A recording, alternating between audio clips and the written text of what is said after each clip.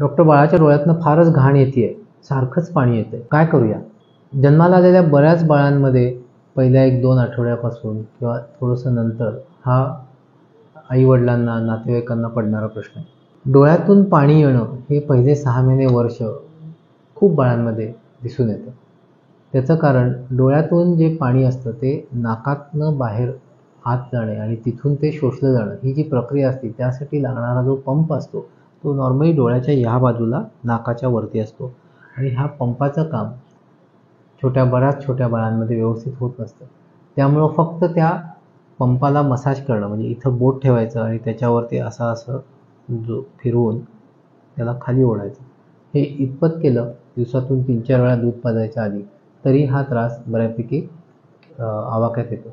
समजा हा त्रास पहिल्या वर्षभरात 6 महिन्यात कमी नाही झाला तर मग डोळ्याच्या डॉक्टरांना दाखवून त्यासाठी काही करायचं का ठरवायचं. जेव्हा हे पाणी साठून राहतं तेव्हा काही वेळा पिवळी घाण आल्यासारखं दिसतं.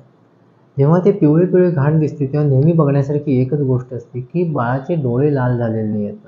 बाळाच्या डोळ्याचा हा जो खालचा भाग असतो हा जर लाल झाला असेल आणि तिथं पण घाण दिसत असेल तर ते डोळ्याचं इन्फेक्शन असतं.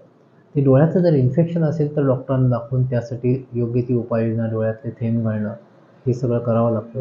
पण जर ती त्या प्रकारची सूज किंवा लालसरपणा नसेल आणि फक्त थोडंसं पिवळेपणा असेल तर पाण्यानं डोळा स्वच्छ करून मी आधी दाखवलं त्याप्रमाणे थोडासा मसाज केला, हा त्रास हळूहळू कमी होत जातो आणि त्यासाठी फार काही वेगळं करावं लागत नाही.